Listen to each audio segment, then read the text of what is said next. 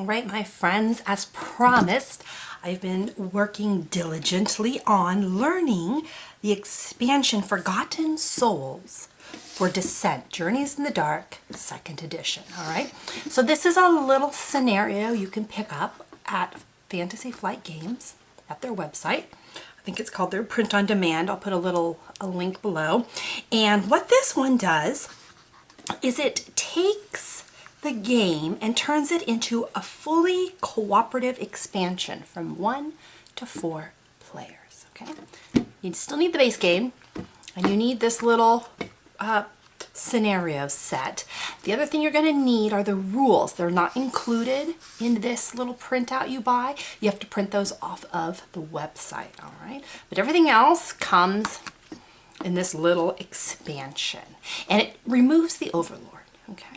So everyone plays together as a heroic group, and it looks like a lot of fun. I haven't tried it yet, and I thought I would take just a minute first off to go over how you've set up this cooperative variant, and then delve into a little bit of gameplay as well. So let me show you what comes in this expansion and how we set up for play. So this is it. This is all that it comes with. Not a lot in this little expansion, but just enough to make a cooperative adventure work, all right? It comes with a quick reference guide, handy.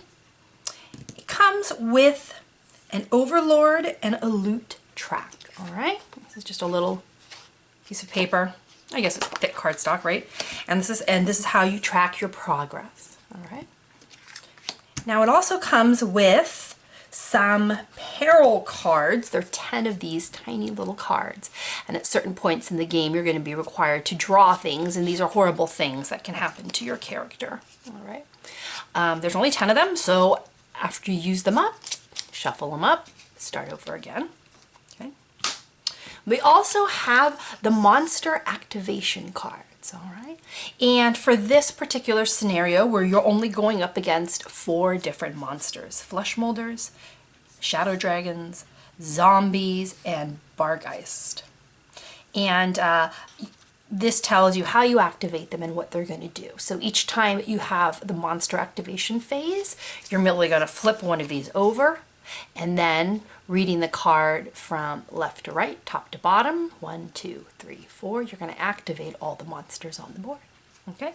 Takes over for the overlord. And again, if you run out of these, you just reshuffle them, keep flipping cards, all right? There are 10 of these in total. And the last thing that makes up this deck is the exploration cards. These are kind of cool. These you're going to flip up, and they're going to tell you what's coming next, which tiles you're going to place next, which monsters you're going to place next, and any special conditions for that area of the dungeon. And these cards get set up a little bit special. So I think maybe I'll show you how we set up this exploration deck, and we'll set up the overlord and the loot track. And then I'll show you what you need to pull in from the base set, and we'll be ready to play. Let's do that next.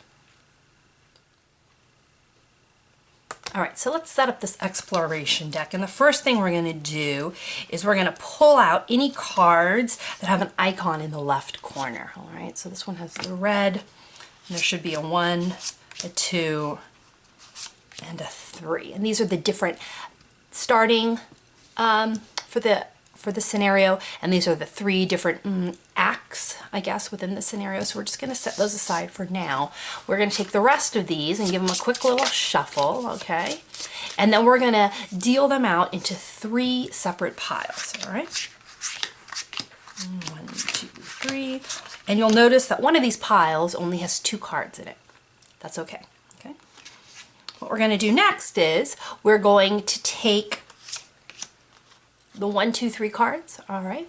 And we're going to place them on top of each of these, right? The 1, the 2, and the number 3 card is going to go on this BB pile that only has 2 cards in it, all right? Then we're going to randomize these so we don't know where those special act cards are. and we're going to build ourselves an encounter deck, all right? So that has Act 1 in it. Somewhere in here, we're going to find Act 2. And one of these last 3 cards is going to be Act 3, okay?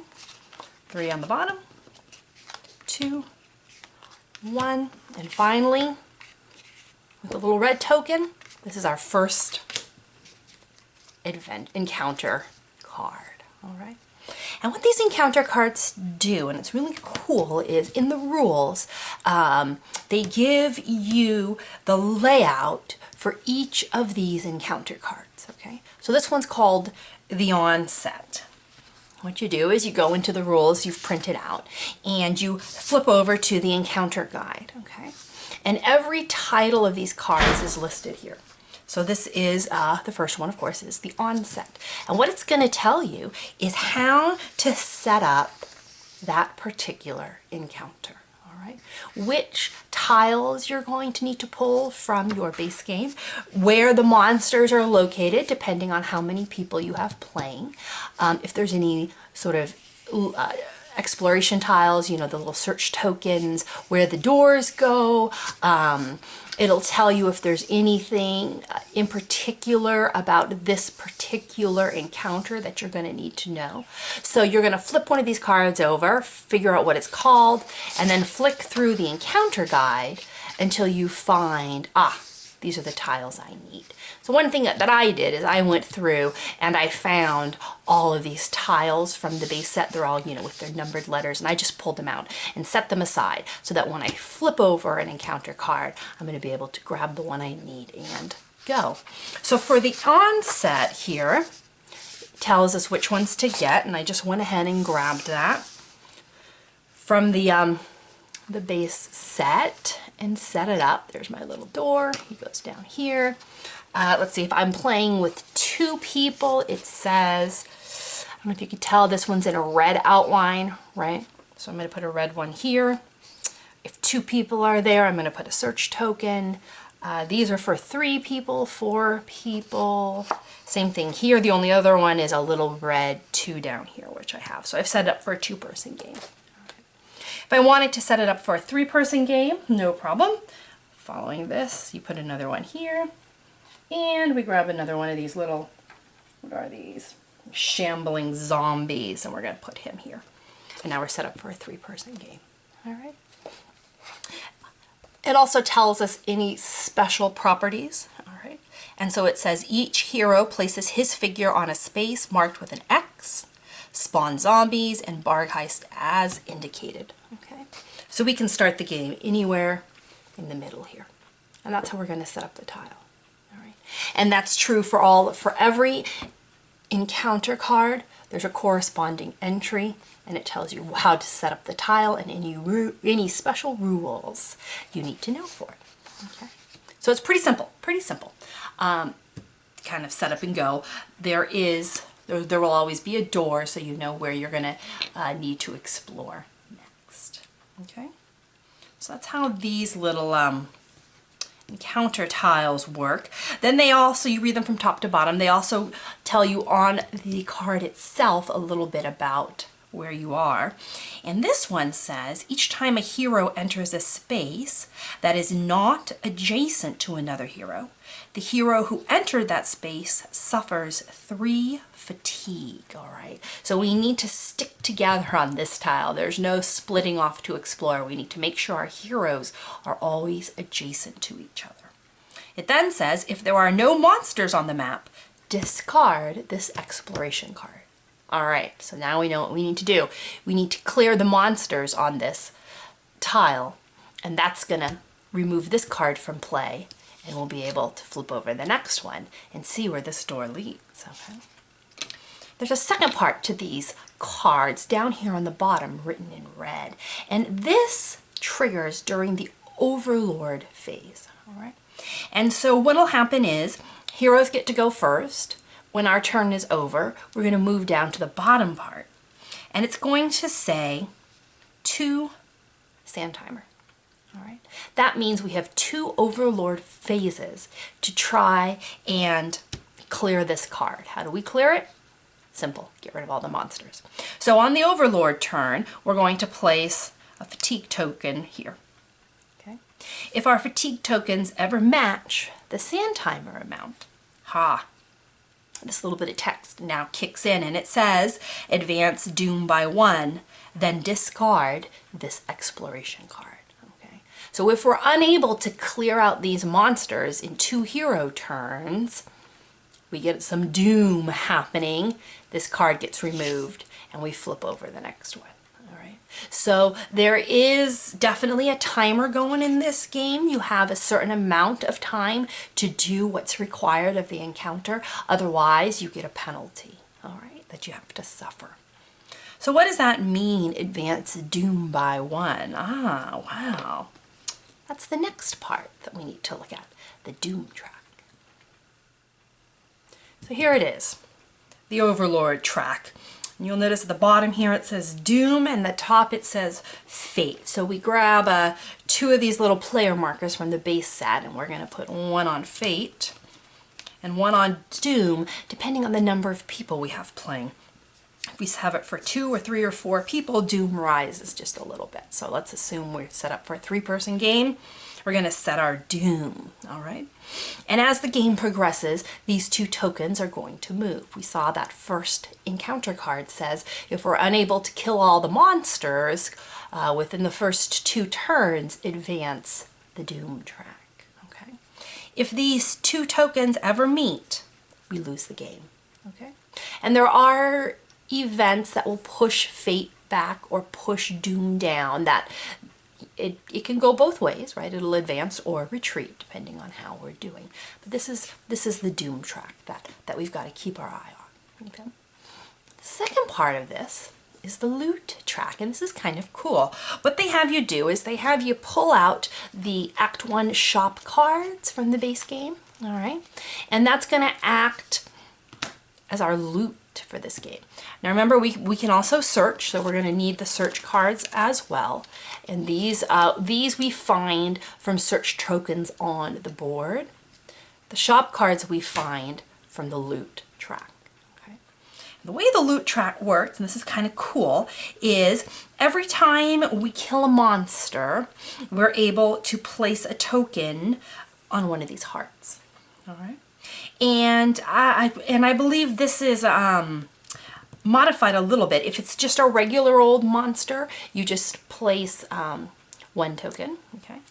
If it's the monster has a larger base, a 2 base monster, you would get to place 2 tokens, all right?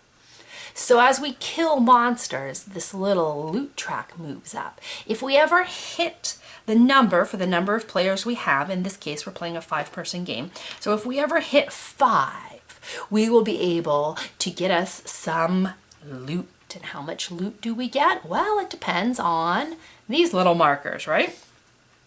This too will move up depending on whether or not we are destroying a regular monster or the more advanced, difficult red monster. So this will scoot up, and the, I need a little heart here, and the monster count here will also scoot up. And when this heart hits 5 in a 3-person game, we'll check our card total, and this says we get to pull four cards. So we would pull 4 cards, look at them, we get to keep 1, give it to any character, discard the rest. And then this gets reset back to the bottom, and we have to slowly work our way back up it. All right. So these little tracks are for Overlord and for loot. Cool little mechanism, since we don't have really a shopping in this game. Instead, we're going to find it in the dungeon. All right, let's look at one last thing, and then I think we're ready to go. Okay, so the last thing are these monster activation cards, all right? And like I said, you read them from left to right, top to bottom, and that's the order in which the monsters activate. And then within the box, you read also from top to bottom. So in this case, the flush molders, the regulars are going to activate first, and then after they're all done, you're going to activate the masters, all right? If the box is the same color throughout, you get to pick who you're going to activate first, the regulars or the red master units. And what you're going to do is you're going to run through their list of options from top to bottom until they accomplished their 2 action allotment, all right? So for example, here in the flesh molders, the first thing they're going to do is spot the closest hero. Now, there is some new terminology that they introduce with this particular expansion, and you need to hop on over to the rules and figure out, well, what does spot mean? Spot means that the monster is going to move until it hits line of sight on a hero, okay, and then it's going to stop, and it will have spotted the hero. So the flesh molder is going to move up to its speed of 4 and spot the closest hero. If he's still out of range, he's not going to attack the closest hero, right? We're going to go back to the top of the list and we're going to spot again. So he might move twice for a movement of 8, at which point he's taken 2 actions. His turn is over, all right? Some, like the zombie, remember, he's shambling, which means he may not perform more than 1 move action. So for the zombies, they're going to try to engage the closest hero, okay? If nobody's next to them, they are going to attack the adjacent hero who has the lowest remaining health. Well, they're not going to do either of those if they are too far away, right? So you run through this card and activate the monsters according to the text on here. And the monsters are going to do different things on different turns. Sometimes they'll have special abilities. Like for instance, on this particular card, zombies re-roll each X result until there are no X results remaining, which means these zombies, for whatever reason, never miss. That sounds horrible. The Bargeist here, choose a hero within 3 spaces of a Bargeist. That hero is the target, and then he engages the hero. He attacks the hero, right? Focusing in on one particular target. So there is some variations to how these monsters move and attack. It's not the same every single time. It gives a little bit of variety. So I think that's everything, aside from a bunch of, little fiddly rules on how to play. That's kind of an overview of how these new cards work, and how the Overlord track and that idea of fate and doom coming together sets a timer for encouraging you to act quickly for this game. All right, so that is... yeah, I think that's it, guys.